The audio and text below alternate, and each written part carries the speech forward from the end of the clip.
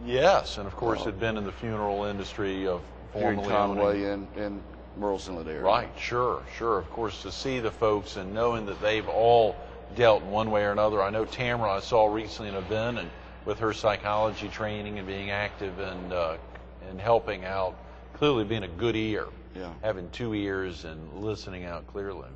I think with the staff's background, you know, that we have a good grasp on how to handle people, and if I have a problem, I can call Tony if it's a fire death, or if we need to call Tamara with how to talk to some folks sometimes. Sure. And I just think we have a good cross section of backgrounds to help us run the office. Absolutely, and that is very important. Robert, let's talk about a couple of different scenarios about the process you all go through. Let's say in Horry County, where it's oftentimes a very transient community, if a homeless person dies, what does the coroner's office have to do above and beyond what you'd have to do for other deaths? As far as homeless, and we probably have about 10 homeless deaths a year. Oh, yeah. Sometimes we have difficulty in trying to locate family. Right. Their IDs are not in order, Social Security numbers are not right, and we exhaust all means that we have to try to locate family. Sure. At a point in time after that, if we have not located family, then the county will make a disposition with the remains, and that is normally cremation. Right. And we have some ashes stored in our office where we have had homeless people cremated. Is that right? They're stored in your office? Yes, sir. Okay. And then there have been some cases where we're able to contact people. And usually when we find those folks, they'll come in and take care of the arrangements and follow with the funeral arrangements of some type, whether it be cremation or burial. How about with all the tourists that visit the area, Robert? If there's a death, let's say, of a student visitor, a kid visitor, someone who's visiting the area, or recently Canadian American Days were held. If someone's visiting from Canada, what happens in that process? Is that different? A little different. And here again, let's use the Canadian Days for an example, or summer tourists, either one. If they come into the emergency room and the death occurs, then of course we're notified to handle the medical part of it. Normally, or what we'd like to do is, if we have family present, or either we'll notify them back, we ask that they contact their local funeral home back home. Right. And that funeral home will in turn, they have a directory book, and they will call a local funeral home to help do the body preparation. Good. And make arrangements to either drive them back home or fly them back home. Okay, sure. And that's normally what our role consists of. Obviously, sometimes showing up at an accident, of course we want to talk about a scene where it looks like a homicide's occurred, but in an accident environment, that can clearly be very delicate. Are y'all oftentimes charged with contacting a family, or is that something the coroner's office has to do? We make the notification, and we'll use a car accident, for example. If there's a local accident and there's no family involved, we normally try to contact an agency back from their hometown. If that doesn't work out, we occasionally will call. I don't really like to call people on the phone. Right. I prefer to go through an agency if possible. Yeah. But using the notification is done that way. And here again, if there's other family members with them, then we can handle notification in person at that point. Right. Robert, what about the procedure as it relates to homicide or potential homicide? When you show up, I think I saw, and of course not wanting to talk about specifics of anything, but when you show up at the scene of what looks like a homicide, of course Greg Hembry will be with us later this week. We want to talk about some of the prosecution in Horry and Georgetown County, but when you show up at the scene early on, it looks like a homicide's occurred. What's going on in your mind? What I'm usually thinking about is our role that we'll play. And I think we have a good relationship with other departments. Yeah. And for instance, we'll just use the Horry County Police since we're here in Conway. Right, sure. If there's a homicide, they have a crime scene division that will respond to the accident area. Detectives will show up. The crime scene folks will go into the scene and they will do their documentation. Once their documentation is completed, then we step in and we'll take charge of the victim. Right. We'll have it transported for autopsy and whatever else that we need to do along those lines. Sure. once the autopsy is done, and during this time we also contact the family to see what arrangements they want to make. But once the autopsy is completed, the doctor will generate a written report to us. And that's Dr. Proctor or someone else. Normally, either from Charleston, one of the two. Sure. And then we refer that report over to the detective agency who is handling the case. Right. They put together a package, and then they forward it on to the solicitor's office. And at a point later on in time, that is used in his prosecution. Boy, a very big deal, and oftentimes a very drawn-out process to make sure it's done very time-consuming sometimes. Right, right. And autopsy reports they're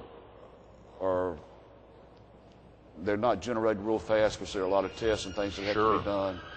So, but once they are completed, it usually takes about 2 months, then we'll forward it on to the other agencies. You know, so oftentimes if a funeral home, a funeral director or somebody from a funeral home will arrive on the scene, if there's an instance where someone just hasn't even thought of a funeral home, hadn't been there, and they ask you that simple question, what do I do next, Robert? And you said you hear it all the time. How do you normally respond to a question like that if someone's at home, and as you said earlier, if their loved one had been the breadwinner and they're now there and they see Robert walk in, they say, what do I do? What do I do next? How do you normally handle that? If it's a case that it's not going to involve an autopsy and we're going to go ahead and release somebody at that point, you know, I sit down and we talk to them, and I suggest that if they don't have a funeral home in mind, that they talk to their friends or some other family members. Sure. And let them make a decision as who they want to call. And once that decision is made, then we'll help make the call to the funeral home. Right. And ask the funeral home director to give them a call back and get in touch with them. Sure, of course, absolutely. But those steps so often, folks don't even want to think about a funeral home. They just want to know, what do I do? What do you do next? Yes, sir. And that's got to be a very delicate and difficult thing for all four of y'all.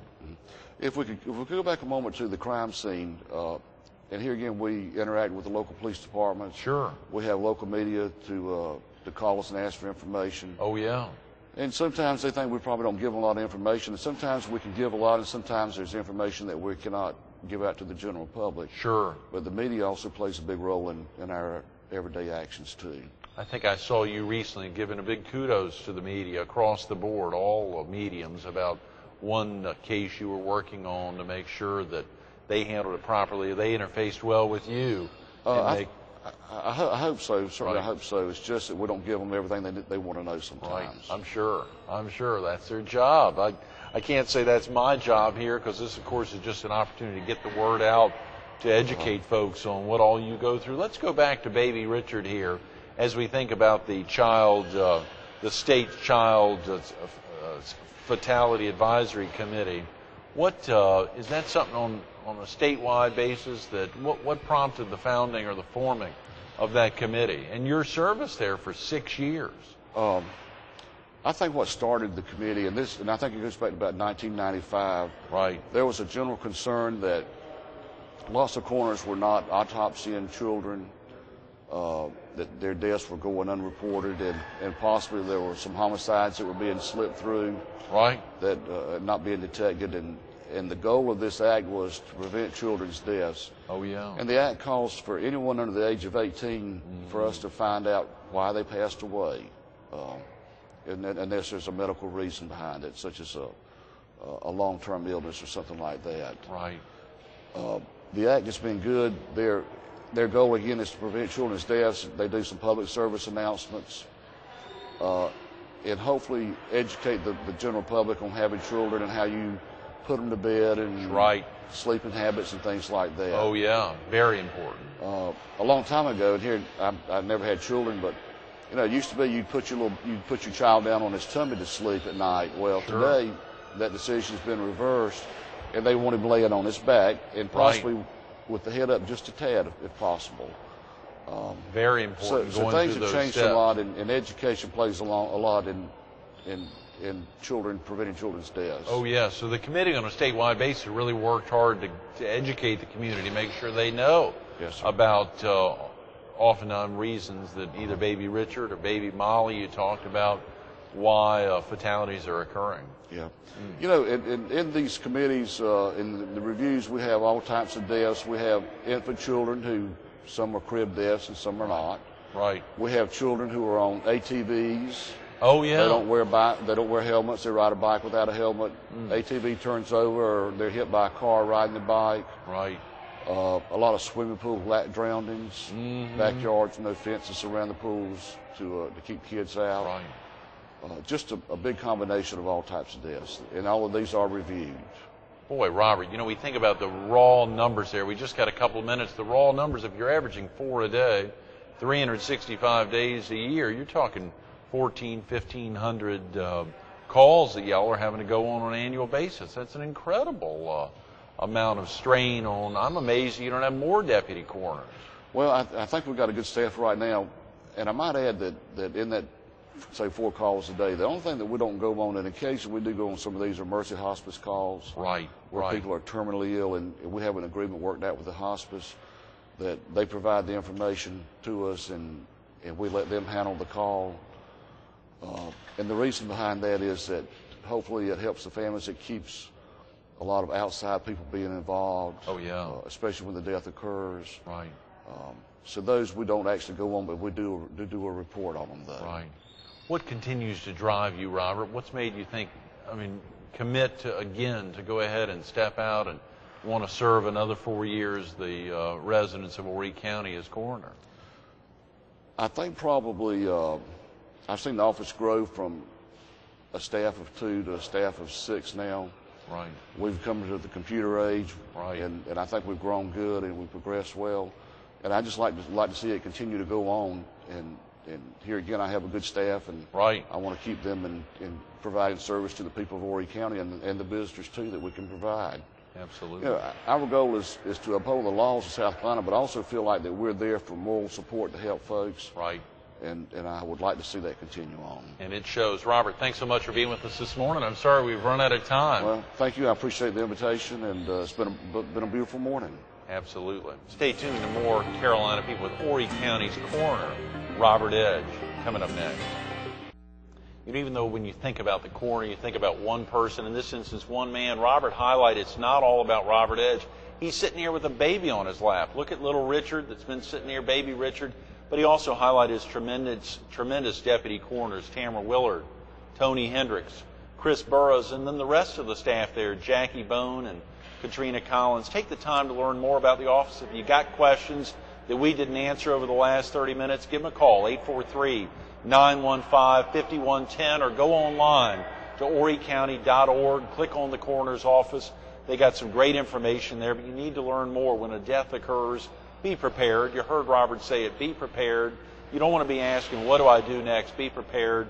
Take the time to learn more. Robert Edge, thanks so much for being with us this morning. Enjoyed it.